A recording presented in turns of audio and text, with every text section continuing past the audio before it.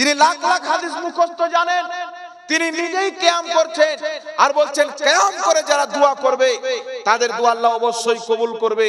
কিন্তু কিছু গাঁজাখোর মাতাল মৌলবি বেরিয়েছেন, এরা বলতে চায় কিয়াম করলে জাহান্নামে যাবে। চিন্তা করছেন বাবা? আর এই যে আমার হাতে কিতাব আছে সিরাতে হালবিয়া, বাইরুত লেবাননের ছাপ, কমবেশ 500 বছর পূর্বে লেখা কিতাব। এই কিতাবে আপনার পৃষ্ঠা, এই কিতাবের প্রথম খণ্ড 3 খণ্ডে বিভক্ত কিতাব।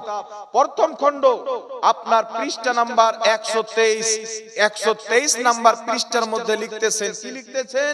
যে কিয়াম করা হচ্ছে মুস্তাহাব, সওয়াবের কাজ। যারা কিয়াম করবে তারা সওয়াব পাবে। জোরে বলেন সুবহানাল্লাহ। এই কিতাবের মধ্যে লিখছেন মুহাদ্দিসিনগণ বলছে কিয়াম করা মুস্তাহাব। কোন কিয়াম?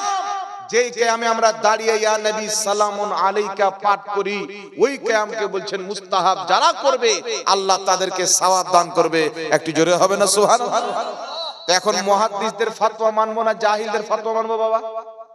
মুহাদ্দিসদের না জাহিলদের? তারা যদি বলে আমরা কোন ইমামকে মানি না, তো ইমামকে যদি তুমি না মানো তো তোমার মতন ডাবজলকে কে মানবে? তুমি যদি ইমামকে না মানো তো তোমার মতন পোল্ট্রি মুরগিকে কে মানবে?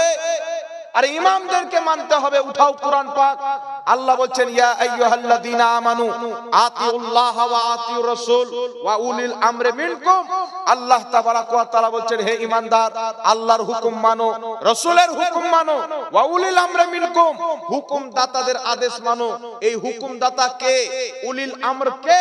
বিশ্ববিখ্যাত তাফসীরের কিতাব তাফসীরে ইবনে আব্বাসের মধ্যে রয়েছে এই উলিল আমরের অর্থ হচ্ছে ইয়ানি উলামা ওয়াল ফুকাহা, হক্কানি আলিমের হুকুম মানো, হক্কানি ফকির হুকুম মানো। জোরে বলেন সুবহানাল্লাহ। আর ইনারা কোরের